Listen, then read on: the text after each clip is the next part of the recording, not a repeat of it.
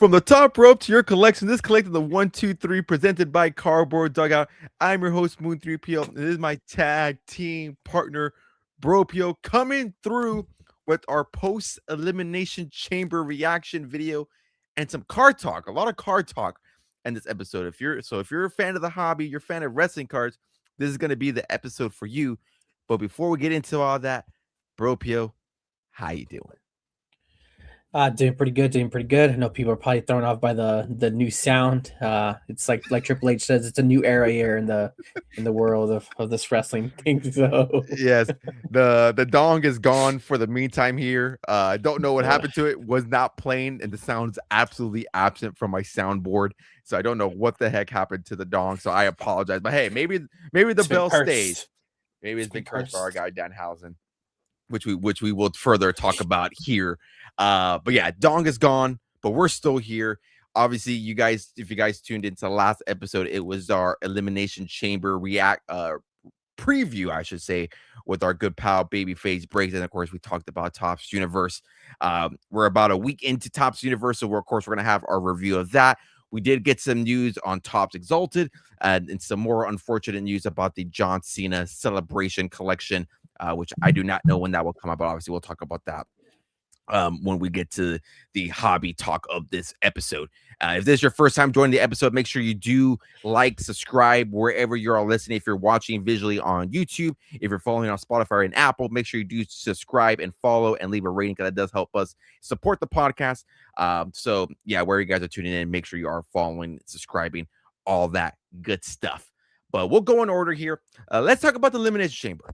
Obviously, if you guys are again tuning in for the first time, I always like to give like a star rating level grade here. I'm a better version of a Dave Meltzer per se. I before we get into the official review, I would say I enjoy the Elimination Chamber. Like it's a fine concept, but and I understand why they've done this here. Obviously, we're in a safer era of wrestling, and I get all that. But is it just me, or does it feel like the chamber itself has lost what the kids like to say, its aura? Like, I just feel like it's not menacing. And again, I get it. I understand it 100%. You want to protect your wrestlers, want to protect your superstars. But I just feel like the chamber itself has lost that, like, oh, it's chamber time. Like, oh, this could do some destruction. I don't know if you feel the same way, but that's where I'm at. And I think that's kind of how I overall feel about the card itself. Again, we'll go over each match altogether. But just in generality, like I feel like this chamber, PLE, and the chamber itself has lost a little bit of its aura. yeah, I mean they even have like that like thick like padding on the I guess what do you call it, the railing or the side of the chambers. Yeah. Like the glass is like a plexiglass. Yeah, It doesn't like it's the way it breaks is just funny. Like if you go back and watch like the first few years of the chamber, you can see like how like it does like how much more of a steel like you can see on it, and same thing for like the glass. So yeah, I get it, man. I get it's all for their safety, but yeah, I do feel like I feel like there should be a better way to make it look more menacing. So every time they would drop on the padding, I'm like, oh, you can hear the padding on that one. So yeah. Yeah, so ever since it's been like the last couple of years here, but I think I don't know what it was specifically about this one where I just felt like it was very auraless, as the kids like to say. And I think it definitely maybe affected the whole potentially my review and my grade of the PLE, because I think overall fine PLE. We went 3 out of 4 as far as of predictions, which shout out to Babyface Breaks on having AJ Lee taking home the IC title. But for an overall grade of the overall card itself, again, considering winners, style of the matches, the actual physicality of the matches and the matches itself, I would give it like a 2.5, maybe a 3, like a C minus, C plus. Again, wasn't great in my opinion. There wasn't really anything bad about it. Wasn't really anything good about it. There are some good takeaways for sure. But I just feel like, again, why kind of like we've been echoing the last couple of episodes here. We're in WrestleMania season, and I feel like we still haven't hit that gear yet. I'm pretty sure you're maybe in the same boat, but I know usually, like, if it's a good PLE, obviously watch them together with our other brothers and our whole family. Like, usually when it's a good PLE or something good comes out of it, like we're all chatty Cathy. We're talking about how excited we are. This one here it ended, and we're like, all right, what's next to drink? Let's go join some breaks. Actually, probably if the pay-per-view was probably a little bit better, it probably would have saved me some money on getting into these goddamn universe breaks, though. But I'm pretty sure we'll get into that in a little bit. But yeah, I think grade-wise, I'd probably put it like at a C plus. I think the Punk and Finn Balor match, I think, lived up to what we thought it was going to be. That was a really good match. Enjoyed that one, but I think we all knew and thought that CM Punk was going to walk out. The Becky and AJ, that one was fine. I was surprised to see AJ win, but I can see how they do it. So I don't know. Kind of like even on her promos on Raw, kind of make it seem like she's done with Becky in a sense. Where now they're gonna have this like some kind of like gauntlet on this upcoming day with like 6 or 7 women in it. So I don't know, maybe Becky gets in somehow, some way, but I guess that is to be seen. And then as for the 2 chamber matches, yeah, I don't know. When it comes to like the women, I had Rhea winning, so I'm not surprised by it. I think it came down to, I guess, probably the 2 favorites, probably everybody had between Tiffany and Rhea. Not mad at the outcome. Like I said, I think pretty sure now that have that, I think Rhea's probably gonna win at WrestleMania. That's just my opinion, but I probably we let the story build. We'll see how this goes. I think the only thing from the women's, I was a little shocked at how Alexa got taken out so early. Don't like that. As for the men's, not surprised. I think you and Babyface Breaks, I think both had Randy, or one of y'all had Cody. I can't remember. But yeah, I wasn't really like, oh man, Randy won. It's kind of just like, all right, cool. Like Randy won, and it's kind of just like, okay, it's like, all right, how's Cody gonna get involved into this? Because there's no way it was gonna be just Drew and Randy straight up. And I guess we probably missed it on the post show, but he got into it with Nick Aldis, and Nick Aldis now made a WWE title match for Friday. So we'll see how that goes. So, but yeah, I don't know. It just doesn't feel, still hasn't hit yet that it feels like WrestleMania season. I guess I think when we brought up last week when we talked, I was like, man, like the release of Universe is kind of getting me back into like, all right, we got some new cards to rip. But now that I have absolutely missed and lost so much money on these breaks, kind of doesn't feel like WrestleMania season anymore. Personally, but yeah, I don't know. We're kind of just still here. And obviously, I know we didn't talk about it. We're going to probably talk about it here, but there was the Danhausen reveal, which surprisingly was not a popular debut amongst most of the internet, which I was honestly kind of shocked. That I think he's we'll get into it. I think he's made up for it already. But obviously we'll dive deeper into it. But yeah, I think it overall was a fine card, kind of to piggyback off of everything here, going in order of the matches in the card. Rhea winning, not really a shocker. A little sad that Rio is officially coming to the end. That was a little heartfelt promo on Monday Night Raw between Io. It's kind of saying like, you're gonna go and do great things while I'll be here on Raw. Obviously, that leaves the question mark for Io. What does that hold for Io moving forward? I believe she is part of the 6-pack women's gauntlet that they're having this upcoming Monday. So maybe that's in the cards for her. Who knows where that leads for Io. I would love an Io Sky versus AJ Lee match. That would be absolutely phenomenal on WrestleMania. Then that would be pretty sick. Do they go that route? Babyface versus babyface? Don't think they do. I think we, maybe on Raw, maybe it's like a little bit. I think Raquel does eventually win. Who knows? But I think she would be the favorite for that, which I think shout out to her. I think the stars coming out of that women's chamber was Raquel and Kiana James. Kiana James living up to still kind of carrying over from what we've seen for the Royal Rumble, the tag team matches he's had on SmackDown. So she had a pretty decent showing. Raquel eliminating both, I believe, Kiana, and my mind's blanking on who else she eliminated for the double. Asuka. So that was a nice little elimination chamber elimination. I guess your elimination chamber moment, I guess I would say. And of course, when she got eliminated by, I believe she got eliminated by Tiffy, I believe, because she hit Rhea did that weird move off the top of the chamber, and then Tiffy hit the moonsault after getting eliminated. I think was probably the big spot of the women's chamber. She kind of just like freaking cannonballed off the off the chamber, off the Raquel. Yeah, like, geez, like a weird awkward landing on both parties, and of course Tiffany hitting the perfect moonsault, prettiest moonsault, and then from there leading to some boos for Raquel. Obviously, booing the elimination of Raquel. We knew she wasn't going to be the favorite, but it does show the progress she's had this from the later half of the year, and showing that the crowd is finally behind her. She's been putting on some strong performances. So again, excited to see what holds for Raquel heading into the this WrestleMania season. That is an icy potential with AJ Lee at WrestleMania. I think the interesting thing now with Rhea and this Jade thing, I know we briefly talked about it in our group chat that we have with our other brother. This Rhea and Jade beef, like if it's, I know I really didn't look into it. That I read into that, but I know people were saying like it's like a work or something. I don't know if that was true, but like everybody ganging up on Jade is kind of crazy, which I kind of goes back to the AEW stuff. Because if I'm correct, don't quote me on it. I believe that was the issue with some of the AEW stuff, where that she kind of rubbed some people the wrong way backstage, and kind of was the whole kind of, I don't want to say leading to her departure, but kind of was echoed backstage. So kind of see it coming back. So I don't know if there's any correlation to that. I know.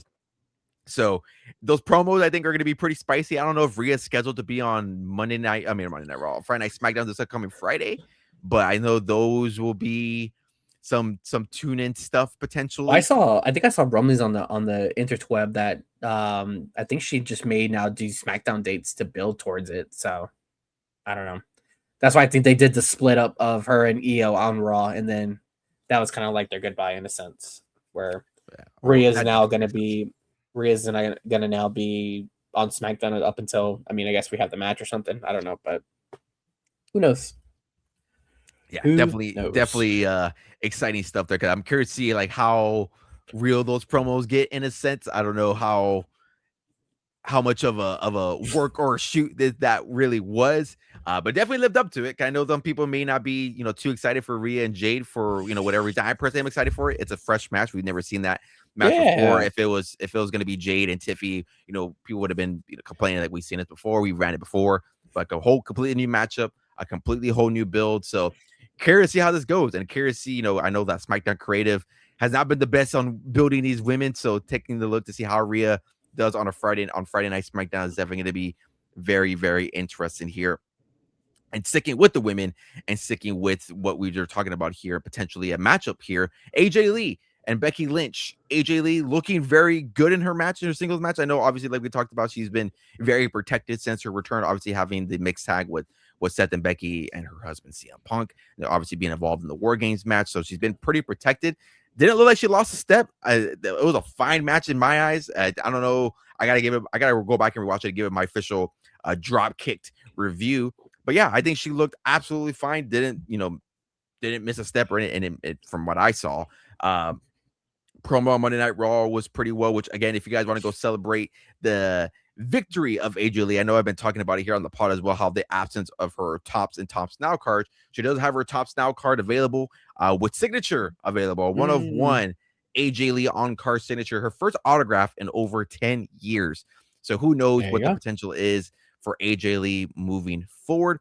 Not really much to write home on that match. I'm surprised on the outcome for sure. You would have thought you would have had this underdog, storyline of, can I still do this? And I've been gone for 10 plus years. Like, I lost my first singles match. Like, can I really keep up with these new era of women wrestling? Because like we talked about last episode, she was wrestling with, no disrespect to those women back then, but the Rosa Mendes, the Caitlins, the Naomis, the Camerons of the world, not the greatest women wrestling of that era. Eve Torres. Eve Torres. And to now come into the era where you have superstars like Io Sky, like Rhea Ripley, like Tiffany Stratton, and all the talent that's on the NXT. Like, can you really keep up with that? I thought that would have been the build to Mania, but that's not the way it's going to go. So curious to see how this story moves forward here with AJ Lee.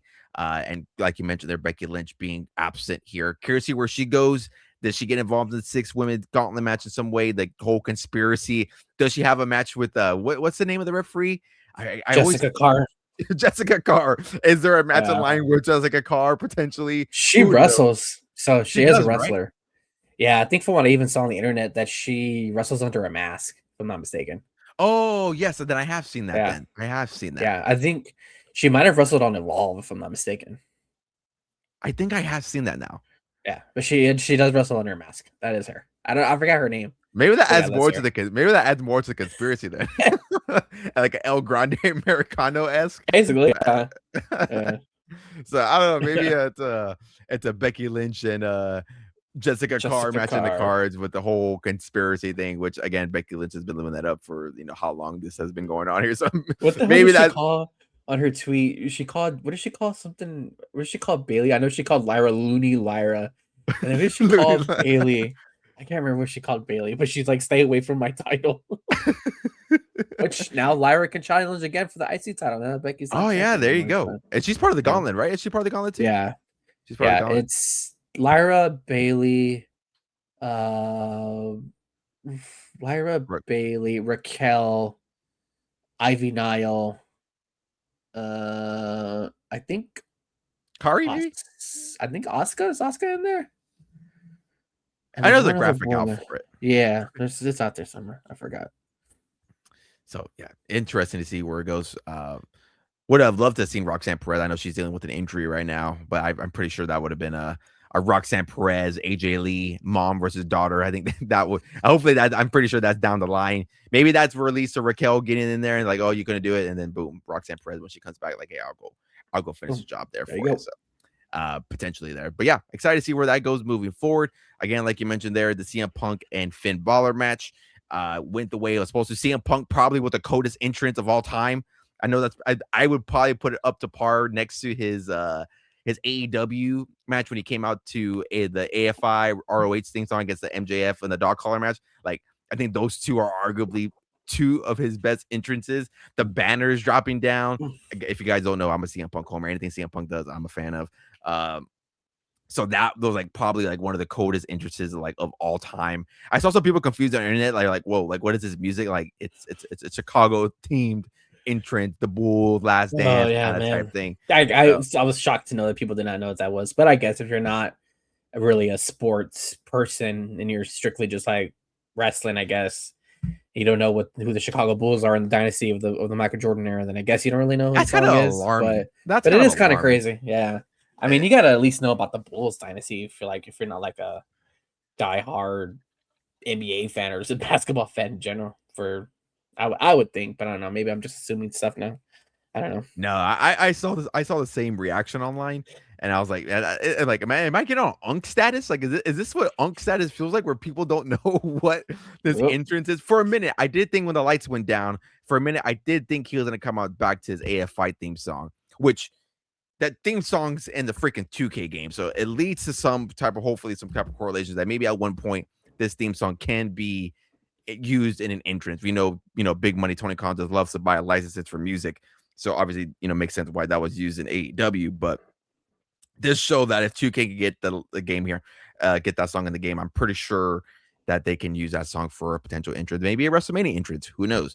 But yeah, overall, fine match. I don't know if it was better than the Raw one. I would have to go back and kind of translate the two. There were some good spots in there. I think the spot where Finn was going to do the coup de grace, and then CM Punk turns it to a sharpshooter. That was a nice spot. That was a nice little reversal. Never seen that. Maybe there has been before, but I just personally have never seen it. But like, oh, that's a nice little reversal there. No Judgment Day interference here. I know we were kind of making some predictions that maybe Judgment Day was going to cost Dom, or Judgment Day was going to cost Finn. But no interference here. But I'm pretty sure that breakup is coming sooner rather than later, especially what we saw on Monday Night Raw with Dirty Dom being cursed by the official debuting here, Danhausen. Now I know we kind of briefly talked about it here. I asked Nick here, Babyface Breaks on the pod, or not on the pod. I asked him via DM. I was like, hey, like, was he getting booed? And they said he said the boos came after the lights turned off. So I don't know if it was a case of where like they were disappointed it was him, or like disappointed he didn't do anything.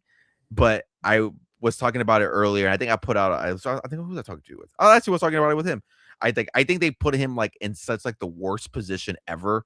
Like, you put out this crate, you're hyping up this crate, and you kind of put him in a spot where like it wasn't very, to me, it's not very Danhausen-esque. If you know a little bit about like Danhausen and go back and watch some of his ROH stuff, even the way he debuted in AEW, like the way he debuted in AEW was absolutely perfect. He was just like under the ring, right? Yeah, he was under the ring with Adam Cole, and I believe it was Orange Cassidy. Yes, Orange Cassidy. Yeah. So he was hurt at the time too. He was hurt. So he's under the ring on a ladder, and Adam Cole proceeds to pull out the ladder, and then he proceeds to curse Adam Cole. Like that's like the most like perfect like Danhausen esque. Like that's just so his character. Him being in a crate, coming out, having the other women Danhausens, which one being his wife, which that's a very cool shout out to that. It's a very cool moment. Like that to me, like wasn't very didn't fit necessarily didn't fit the character. So I marked out for it. Like I was like, oh, that's fucking cool. Like I know we talked about it on the pod as well. That maybe it is Danhausen because the contract got released. He was, releasing out some like, I don't want to say like memes or something over like teasing, him being released from the bottle, the genie in the bottle type thing. So I don't know how you personally felt about it. I know we briefly talked about on the pod, but I thought it was a very cool debut. I didn't mind it, which you can also go buy that Topps Now card. No autos, unfortunately. So if you are a fan of Danhausen, you do have that. Even like the short that I made got like some hate. Some guys like, oh, I'll pass on this one. Like, oh, this is like the most like unforgettable like debut. Like, I think you guys just hype up. Like you create something in your head, and when it's not it, you're like so disappointed, which I think is the fault of all wrestling fans. Well, I not say all wrestling, I don't do that, but majority of wrestling fans. But don't know how you felt about it. I didn't mind it, honestly. Like, I don't know what could have honestly have been in there that would have like made people be like, oh, that's it. Well, I mean, like Jericho, is that really what we're going to now? Like, it's the same thing like going back to the Royal Rumble. Like everybody was like, it's like you wait for that number 30, you want to see who it is, you don't know who it is, and then it's somebody who you like a Rey Mysterio esque guy, and you're like, oh, it's like, well, you did that to yourself. So but yeah, and I saw like correlations to like this is kind of like the gobbledygooker of this era. So like if you don't know the lore of the gobbledygooker, there was a big egg at Survivor Series, and I don't remember what year it was at Survivor Series. But I think they hyped up like the hatching of this egg, and then out comes Mean Gene, goes next to the egg, and it's the gobbledygooker, and they just dance around the ring for I don't know how long, but yeah, so people were kind of like comparing it to that. But yeah, I was curious about the boos, because the way they made it seem like it go off TV, they made it seem like they were booing him in a sense, which he kind of made like a little jab at it. He on Monday Night Raw, where he said he made his tremendous appearance and it was well received and stuff like that. And I actually came across a live video on TikTok, and you can actually like you'll watch him come from the ramp all the way down to the point where he gets into the ring, does his little thing, and then like the little pyro goes off, and then you just see him and the dancers just like go to the ring. And as soon as he goes into the ring, that's when you hear the boos. So yeah, it kind of makes it seem like I don't know, they were maybe just booing like the fact that he just came and gone. And the same thing, if you don't know who Danhausen is, if you just strictly watch WWE and nothing else, yeah, you're not gonna know who the heck this guy is, and you're probably be like, what the hell did I just see? But I think on Monday, you can kind of see the glimpse into what the kind of character he kind of is, kind of just like that I don't even know how to describe his character. He's so weird. He's a weird guy, but he's an interesting guy. Yeah, but I think he's funny. I think he's hilarious, and I think honestly, I think him being in the WWE and the way the WWE sometimes like treats like their comedy and their entertainment of the wrestling side, I think it's gonna do numbers. And I think it's funny too, because now that I'm seeing like some TikTok where like live reactions of I guess live streamers, like who the way I see, like watching them watch that segment, it looks like they don't know who he is, and they're laughing at him. They're like, oh, okay, like is this what he does? And then like obviously like when he did his demand housings and listed off he wanted a blimp, an introduction to the Hall of Fame this year. He wanted his face plastered all over the van, and then he wanted the Triple H. But yeah, he's a really funny dude, quirky dude. I've heard he also does like really good merch sales, and believe it or not, yeah, like, I was about to say, like when you mentioned, like when you mentioned there, like what WWE likes, like those quirky, like funny characters, like they love people who move merch, as we all know, and that's what he was like built for on the like we're not built for, like built on the indie. It was like moving merch consistently, and he has like a lot of t-shirts. He has figures on Collecting Major, the big rubber guys, which those sell pretty well. So yeah, ironically enough, when AEW came here in like 2021, I think, when they did Collision, they put out fresh t-shirts, and they actually had a Danhausen shirt, and I even bought one. It no longer fit me anymore. I had gained a little bit of weight during that time, which I wish I kept it, because now with these shirts, I'm pretty sure that shirt would have fit me, but I got rid of it. But yeah, like his stuff is like known for like movie. He's known for like movie merch. He's like on that era, like kind of the era of like indie wrestling where guys were just like consistently moving merch, and he was like always one of like the top sellers like on pro wrestling tees. So I think I think he mentioned, I think he put out the tweet too, right? Like his shirt Yeah. was like top mover. Yeah. I think, yeah. So I mean, Raw's gonna be here in our town like within like 2 weeks. So it'd be pretty interesting to see if his merch is on the merch stand. So keep an eye out for that. But I also think when it comes to him, I think he's like the perfect guy too to like not put on a specific brand. I think if you're able to like bounce him around between like Raw, SmackDown, NXT, even, or maybe even like AAA, I think like if you want to get more exposure on Danhausen, like just send him everywhere. Like I think that's the perfect way for his character. And I don't know how he is wrestling wise. I saw his AEW debut and he got like squashed by Tony Nese. So Yeah. I don't know what you're gonna get from him wrestling size. Like I'm waiting. Like honestly, I'm waiting for the interaction between him and R-Truth on SmackDown. Yeah, I think he's just one of those guys that can just. I think you could just plug him in anywhere, probably like segment wise, and I think the dude's gonna kill it. So, yeah, I'm excited for it. I kind of saw. I think I saw a thing on Twitter where they're saying like now that Dom Mysterio is cursed. I think I don't know if this is true or not, or if it came for creative, but they're like thinking of having like Dom go like on a losing streak because he's cursed, and then like just have him chase around like Danhausen to like get uncursed or That would something be like funny. that. I would like that. So I mean, I don't know. See how it goes. I wouldn't mind that at all. And Yeah, like because I maybe think Dom can lose, and I honestly I don't think it's gonna hurt him at all. So Babyface breaks it.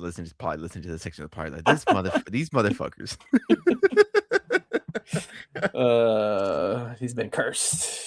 Yeah, no, I think you noted that perfect. I'm not worried about him at all, and I feel like you mentioned, I think you bring up a really good point. I think the streamers like recognizing him and like kind of like, oh, like that's what he does. I think it's funny. There's a coworker of mine, like he watched a little bit of wrestling, didn't know who Danhausen was. He's like, and he asked me, like, do you know who that is? Like, yeah, like I know who Danhausen is. Like I watched a little bit of his AEW stuff. I followed his stuff from ROH, and he's like, yeah, I didn't know who it was. Like I didn't know how to react. And then Monday came around, did the same thing. And then he was like, oh yeah, like then I went back to go and look at his stuff, like, oh, like now it makes sense. I think it's just a case of like trying to learn who he is. So, and if you guys have never heard like any of his stuff, his 2 interviews I recommend to go listen to is his one with Chris Van Vliet. It's one of him out of character. A lot of his interviews are him in character. So if you want to get to really know the the man behind the face paint, go listen to the interview with Chris Van Vliet. I think it's about a year ago. I think it's when the interview aired. Yeah. I even went back and rewatched it because when a lot of the videos are recirculating on TikTok. Yeah, they're recirculating. And then the other one that I would recommend, it's him in character. It's his interview with Barstool Sports on My Mom's Basement with Robbie Fox, which he has an interview with Trick Williams. I got to listen to that later or tomorrow. But I would say those are like the top 2 interviews, I think, if you want to go learn more about Danhausen and his character and who he is and stuff like that. I was in crazy. I forgot, like, he even trademarked his face paint. So we're trying to look at somebody who's like is all about like making money and capitalizing on your character, your brand. Like he copyrighted his face paint, which is like never been done before. So I thought that was pretty interesting there. So I'm curious to see what the Topps print run is going to be for that one. I actually got to buy after we end after this pod's over. I got to go back and get my probably 2-3 cards there, see if I can tap into the magic there. Maybe don't get cursed there. I even put out stuff. Buy the cups, not cursed. You don't get cursed. So that might be my new thing now. Don't be cursed. But yeah, Danhausen, very very fun. I'll try talking to Danhausen voice eventually and see how it goes. Nice, evil. Yeah, be good, be evil. There you go, Danhausen. Now to wrap up Elimination Chamber, of course, we had the men's Elimination Chamber here. Randy Orton, not too much to really write home about. I think you kind of echoed everything there. Randy Orton chasing number 15. Will he get there? Who knows? Cody Rhodes now lined up to face Drew McIntyre on Friday Night SmackDown. So I think we all know that's going to go. I think we all know where that's going to go. Obviously, a talking point for this one here is we officially got the return of Seth Rollins, which we also saw on Monday. Not that big of a surprise there with all these masked men type thing. I think now WWE's just run into the joke now where like they're just having masked men come in left and right. And they know it's like a freaking meme at this point. So obviously having Seth Rollins come into play, who knows? I don't know if maybe this sped up the injury or sped up the return a little bit because now, Braun Breaker being gone, Bronson Reed being gone. I don't know if they like, okay, like we need to do something here to kind of get this either like wrapped up or, continue it. I don't know. Really don't know where creative is going with this, but based on Monday Night Raw, they said that he's still not medically cleared. So who knows if that's true or not. But where Seth Rollins goes is he's kind of in a weird spot because like two of the people that he quote unquote hates are fighting for the world title, but yet he's still dealing with his vision stuff. So, and him being gone from the vision is reason to why like the guy he hates the most is champion and main event WrestleMania again. So like, where do you go? Like, do you mess with the vision with Logan Paul and somebody who wasn't even there that at the time you were gone, that being Austin Theory? Like, do you waste your like? I don't know. I think he's really in a very interesting spot. Is he a baby face or a good guy? Because obviously in the CM Punk stuff, he was more of like a quote unquote heel in that case. So where you go with him, I think he's in an interesting spot, in my opinion. I don't know realistically what you do with Seth Rollins at this point. In my opinion, because I don't think you waste him again at Logan Paul WrestleMania match again. A Seth Rollins Austin Theory WrestleMania match doesn't get me up in the morning. So where you go with him is, I think, is in a very interesting. I don't know if you have any points there on Seth Rollins there, but I think he's kind of in a awkward spot, I would say, for him. Yeah, I think I agree with you. It's kind of just like this whole storyline is just honestly in limbo. I hope they know where they're going with this, because I don't even know where they're going with this. Yeah, because Seth versus Logan, we've seen that already. Not really interested in that. Same thing for Austin Theory and Seth Rollins, which I wouldn't doubt they'd have a good match, but I mean, I'd have to see what the story is. Obviously, they do have history. Back when Seth Rollins was the Messiah, kind of during that COVID era. But is that going to be like a main event? I don't really see that as a WrestleMania match in a sense. It kind of looks like they kind of written off Paul Heyman, I think, probably for the time being, with him taking the stomp and then him all bloodied up and then eventually getting driven away in a hospital in an ambulance by LA Knight, which I thought was freaking hilarious. So yeah, I really don't know where they're going with this. I don't know, like even like if they're leaning towards like a Vision tag team title match against the Usos at WrestleMania. I don't know if that's where they're going. Since it seems to be like Logan and Austin Theory are the only ones left standing. Yeah, I don't know, man. This has turned into, I think, probably like their worst nightmare when it comes to like storyline and it being so close to WrestleMania.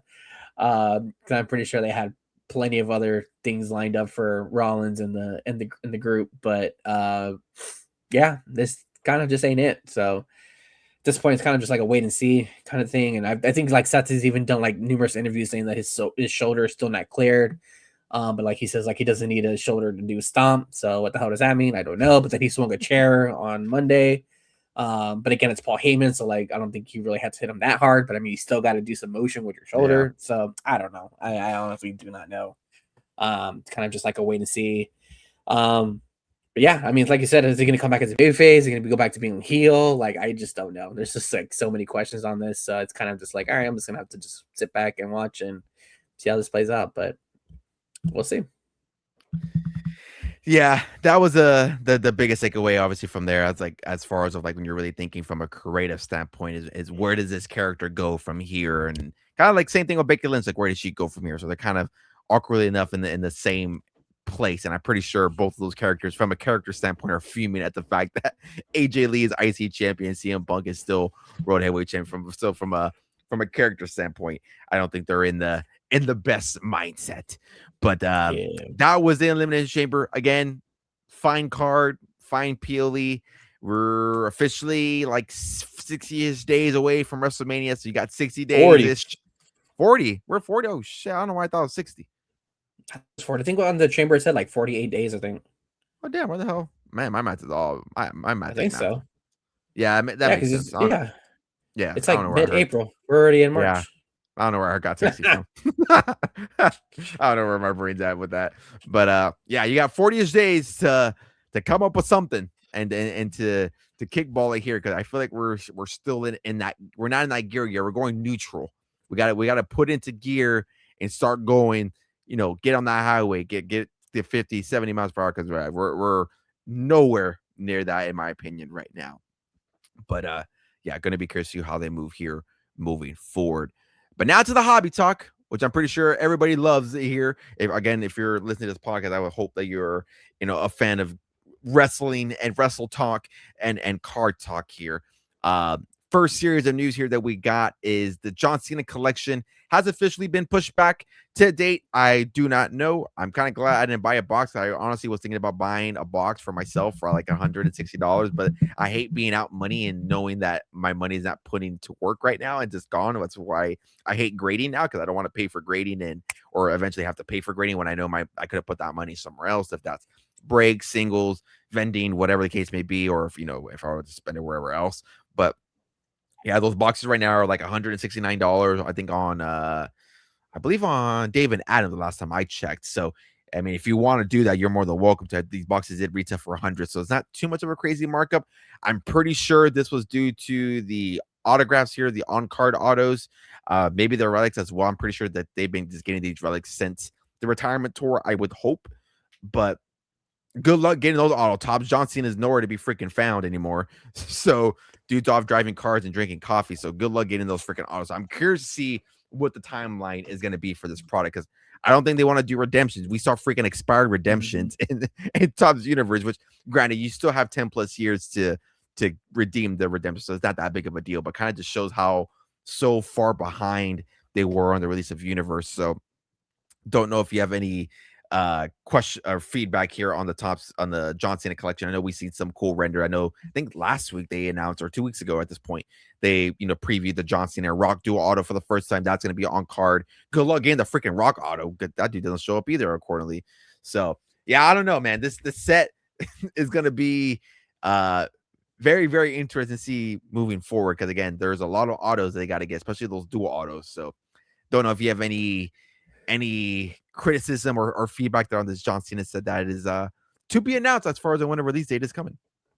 Yeah, honestly, I think the release date even like said blind me. I didn't even realize it was supposed to be out this week, because I think when did pre-orders go up? Was it like December? Yeah, Was it it around came like out Universe time? I think like the week after, or yeah, I think Universe was Monday, and then that Wednesday I think the Cena collection dropped, or the Yeah, pre-orders. I remember being like, man, I don't want to freaking wait 3 months for this. Also didn't help that I probably couldn't even get into the queue, so that was another thing. But yeah, it's just kind of weird, because like I think even like when we're looking at the set list for like Universe, and I think even Exalted, like there is like John Cena like tribute cards in a sense that kind of probably you would think probably belong in this set. So it is kind of weird. So are they pulling cards from there and just throwing them over there because they don't have like I have no freaking idea. And obviously as very Topps guest, there was no reschedule date. They kind of just let it fly under the water with little to no information. So yeah, who knows? I mean, if you were one of the ones who got a box and you got some kind of email, maybe, I don't know, let us know. But from what I've heard, there was like little to zero communication on to why it was released. 'Cause I know like when Universe got pushed back, we got an email like a couple of days later. So maybe it's in the works and stuff like that. But I think even at that, like the Universe, like the website, like it automatically gave us the new date. Like, so Yeah. we weren't left wondering. So yeah, I don't know. It's kind of weird. I guess we're just gonna have to wait and see. But yeah. Yeah, I think the biggest gripe is like why put a date on something when you know you can't fulfill it? I think that's the most annoying thing. Like if there was just transparency, like, hey guys, we're behind. We're working on getting these autos. Like our priorities to get these cards on card. Obviously, they're on card autos. Like get these done in time. We don't want to have any live redemptions and things like that. Like we want you to have your cards. So I think that's the big, like if Top just came out and said that, I feel like there would be less like criticism and less of this like open-ended discussion, because we know like, okay, like Top has said this and that, but there's like no communication on whatsoever as far as what's been kind of like delaying these cards or delaying these sets, or whatever is going on there with the Top license here. But you laid up a good point here, is that John Cena last time is now like are going to be an Exalted, which we did have the pre-orders officially on Monday for, with a 1 pack, 5 cards per pack for $210. No EQL. Very, very surprising. Woo! I didn't even bother going for a box once I saw the price point and the box configuration. Just because, again, like we kind of saw with Universe, this is a 2025 set, not a 2026 set. And we saw how heavily outdated that checklist was. And they've been, again, signing the set for so long. So I was like, I'm not going to risk having my 2 autos be Tugboat and an Oro Mensa. So I was like, I'm not even going to bother with that. So did skipped out 100% on the drop itself, but those boxes did indeed sell out Boxes I think I believe are retailing or selling on the secondary marketplace for anywhere from like $250 to $300. So you're still making a little bit of a markup there. These boxes are still selling. Now, if you did miss out on the pre-order, again, take this date with a grain of salt, as I say with all Topps dates, as we just talked about. But there is a release date here. It's going to be available April 1st. That is the release date here for this set. So that's about a little bit less than a month away. So if you are looking to get into this, April 1st will be the date here as far as the official live rips. Not like Universe, though. It's not going to be such a big set. It's a 100-card base set, so a lot smaller. All the information here that I'm going to be reading off is going to be coming off the collector's guide on Topps Ripped, which I'll link it down in the description down below where you're listening. So if you guys want to go read this for yourself, you are more than welcome to. So 100-card base set means there is going to be no blaster boxes or no mega box. So if you're looking for something comparable to Universe, this set is not it. So just do keep that there in mind. So again, coming off here of Topps Ripped. So it says here, 2025 Topps Exalted WWE is Topps' most elevated WWE release yet, positioning sports entertainment's biggest superstars within one Topps most premium card format. This year's set features a commanding blend of champions, legends, and rising stars packed with high-end autographs, statement inserts, and limited parallels to chase. Topps Exalted WWE captures the power, prestige, and pedigree that define WWE at its highest level. Here's everything that you need to know. Again, like we talked about, it's a 100-card base set, limited parallels, high-end on-card autographs, and authentic relics with relic subsets and John Cena farewell memorabilia. Continues on here. These are the base parallels. Again, it's going to be a lot smaller, very limited as far as that. So we got base aqua. Those are going to be numbered to 150. You got greens numbered to 75. Blues number to 50, which is kind of weird. You thought you would have done a gold there, but nope. Blue to 50, white to 25, purple to 10, red to 5, which they kept that traditional. Again, no really consistency there. Base black, that's going to be numbered to 1. So that's your 101. And then there is going to be base first day issued number to 18, and then base first day gold number to 3. So a little bit awkward there on the numbering. Kind of weird too, because I know we talked about a couple of months ago when they did the first day issue. Basically, the first day issue, like they did with Topps Chrome, is they release these cards and drop them in Dutch auction. So basically, they go on auction, and the boxes go to people who are willing to pay that price, and it decreases after every like a certain amount of time. But it looks like they're not doing that. I guess I don't. Again, I really don't know. Nothing was really confirmed, and of course, the drop has been concluded here. So looks like that's not what they're doing there. They do give away some takeaways here. You know, they are going to have Undertaker, Stone Cold, Roman Reigns, Cody Rhodes, or Rising Superstars. Again, no checklist as far as right now. There are previews of Tiffany Stratton. That's going to be the Exalted autographs. There's going to be the black and white signatures. We got Becky Lynch, and then we got the kind of like the home field medallion, as I say here, showcasing Stone Cold Steve Austin. And then there's going to be, of course, the relic base, which they showcase Penta. Kind of like we saw here, the dual relics are coming back. We got rivaled relics. Again, those are going to follow the same numbering. Aquas to 99, greens to 50s, blues to 25, reds to 5, and blacks are 101s. The tag team relics, like we saw in Universe, are back in the set as well. They have a preview of Jade Cargill and Bianca Belair. Again, same number here. I'm not going to repeat myself. And then we got the last time is now relics here, which it does feature authentic pieces of gear worn during WWE John Cena's farewell season. Including material from his final WrestleMania appearance, capturing the end of an era in WWE history. So I would say a Universe 2.0 with less cards and more relics. Based on from what I'm reading here, again, no checklist, so I really can't confirm who's in there or who's not. Obviously, when that does drop, we will cover it. But first initial impressions, bro, Peel on Topps Exalted. Is this something that you're excited about? Are you, maybe down the line, maybe these boxes get a little bit cheaper? That's something that you would buy potentially, maybe break wise. How are we feeling on early impressions with no checklist of Topps Exalted? Yeah, I mean the cards look nice from what I can see. And obviously the hype is there. I think everybody at this point is kind of like eager for like a high end product. I think it's basically what it is. It's kind of to me is like basically like what Panini Immaculate was.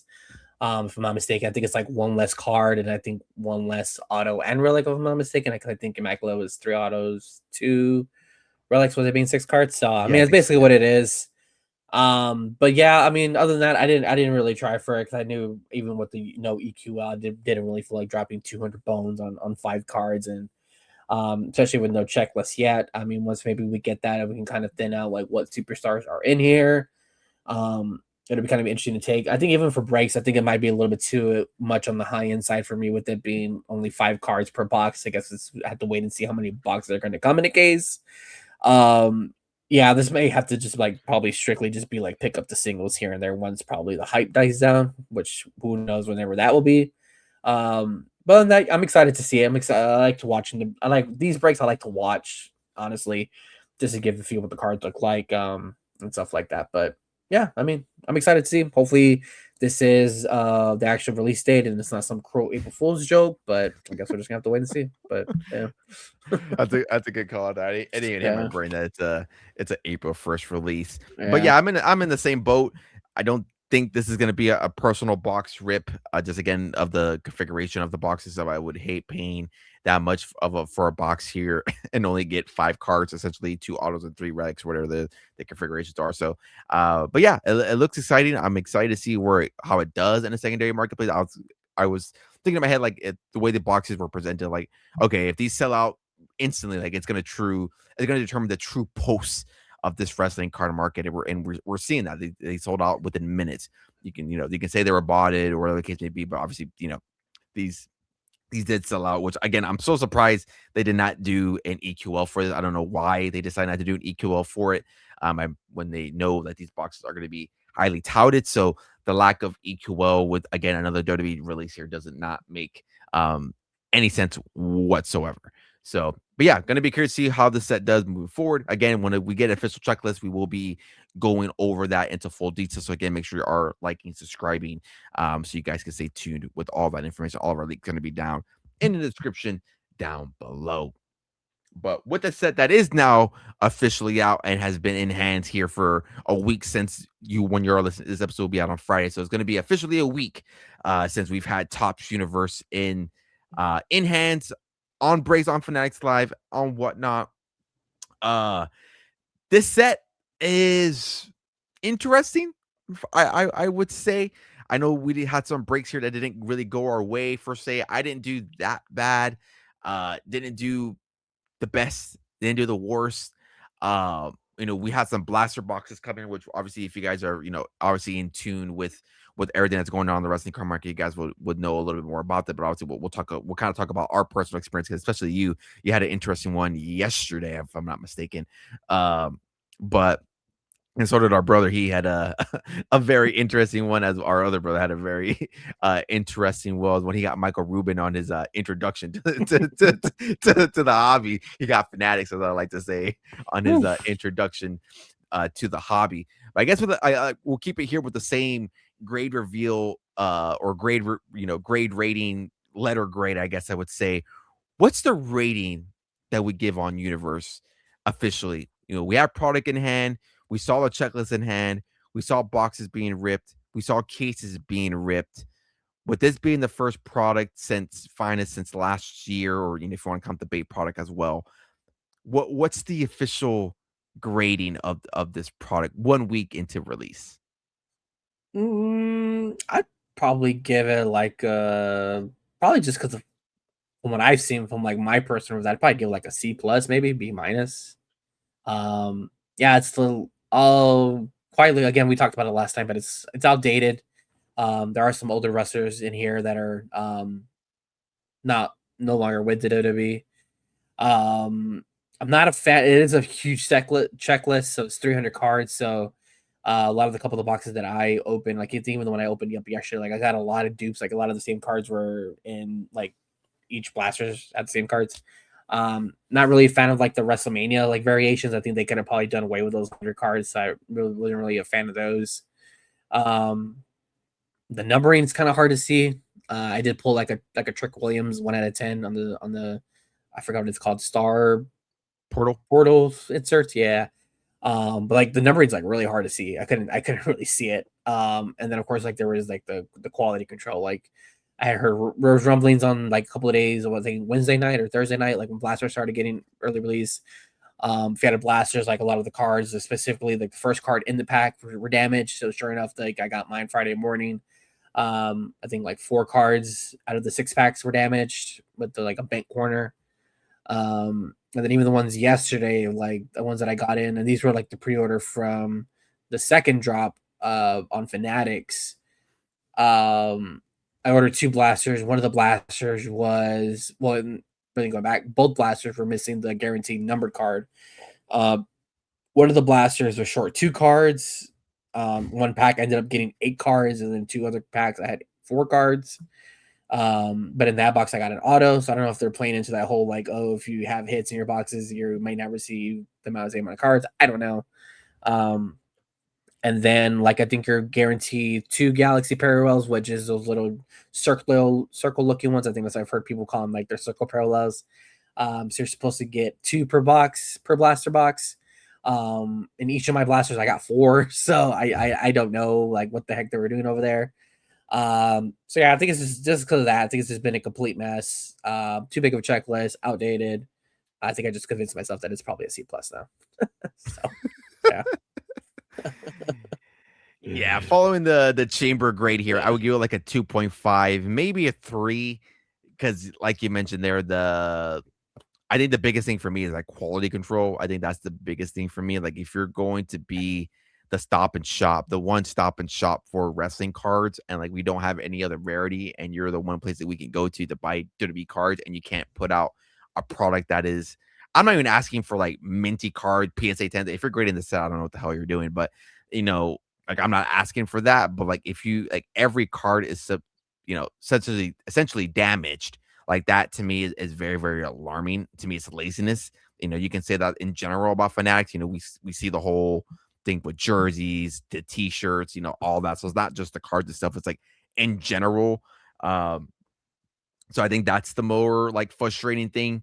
And again, like we talked about last episode as well, the outdatedness, I guess, if that's a word, just so much how dated it is it's very alarming, because the case breaks that we were watching, like seeing boxes where like Oral Mensa's your auto, like that's rough.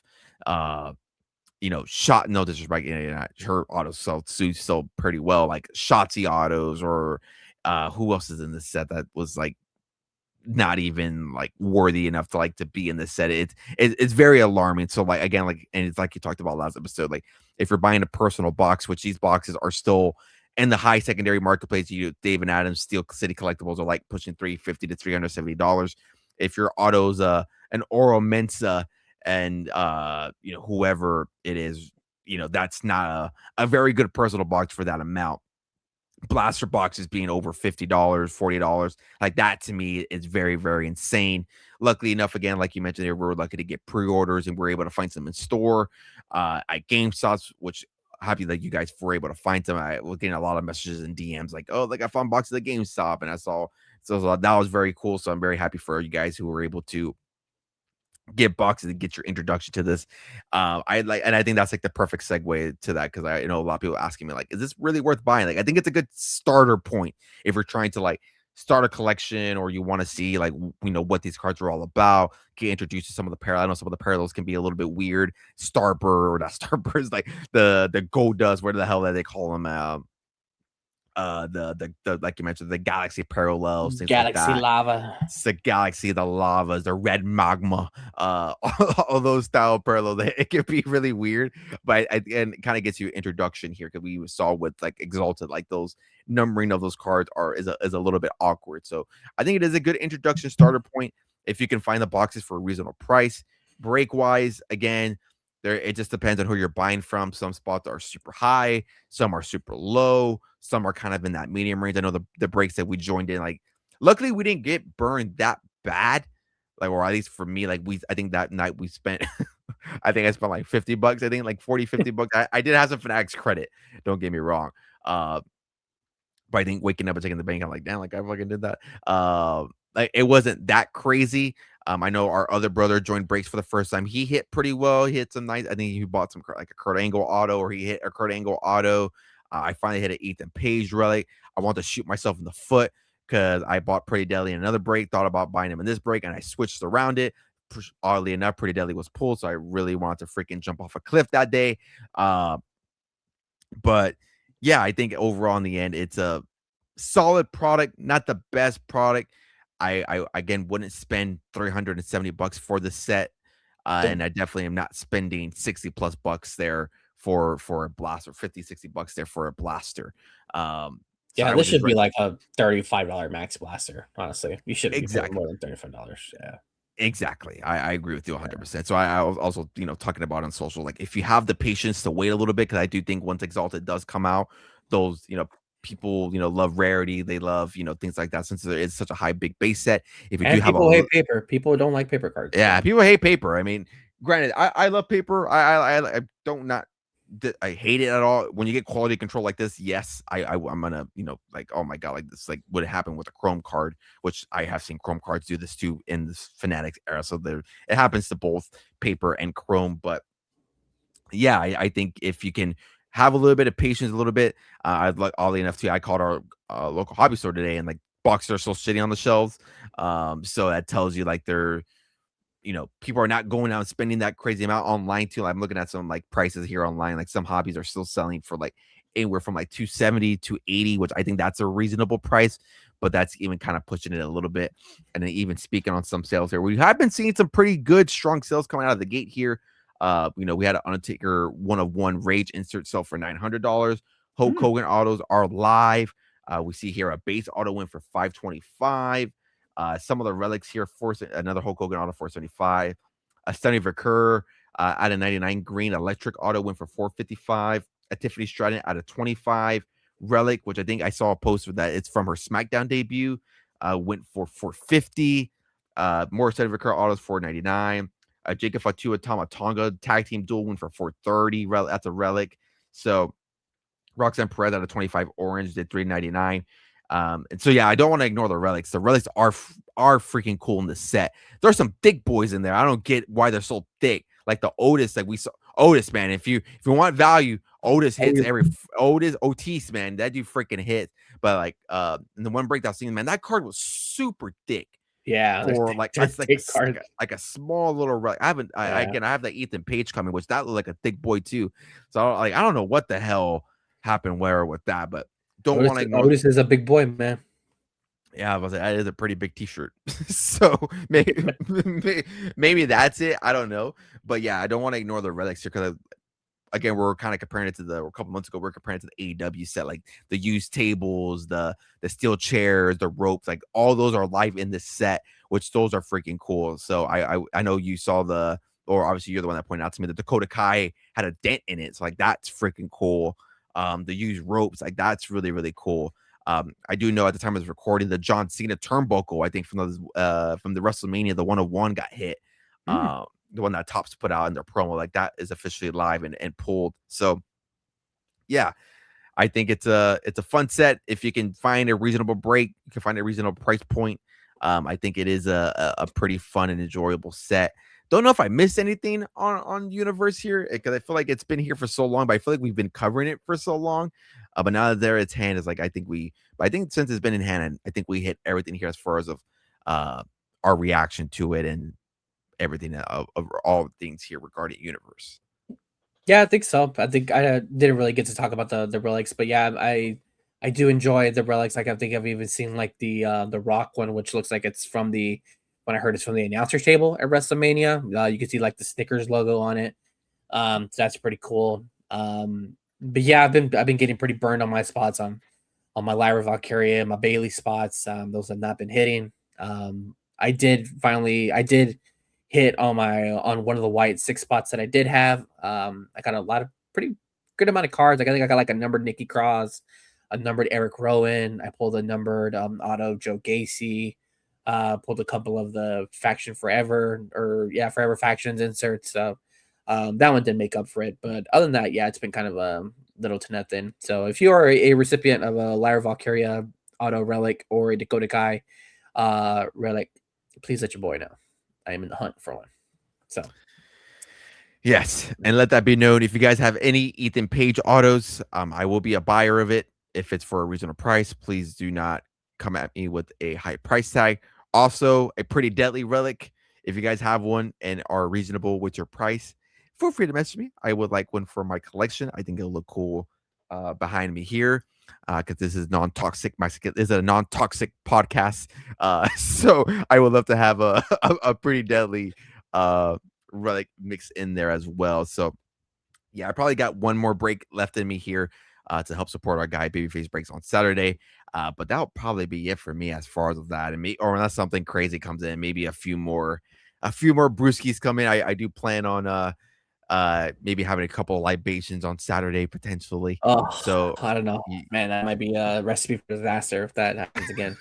Oddly enough, I bought Dakota Sky already. It was like I think it was $3, but yeah, hopefully to snag Lyra's spot. And hopefully I do think probably my last as well. Just because I can't take it anymore. So I'd rather just go out and just hawk try to find the singles and stuff like that. Because yeah, at this point, I probably with all the money that I spent on these breaks, I probably could have just bought the damn card itself. So yeah. it's the Yeah, name I of the feel game, like though. So I feel like my brain needs a one-time CM Punk spot. Like I feel like I just got to do it one time. It's like a one and done type thing.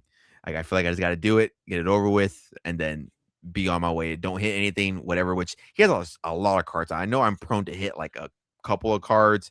A case hit would be nice. A relic would be nice. I think his best in the world. I haven't seen his description be pulled yet. So hey, if I can get one, man. So Babyface, if you're listening to this on Friday, my guy, yeah, you have a day to prep up that case because I'm probably going to be coming for that spot if it's available.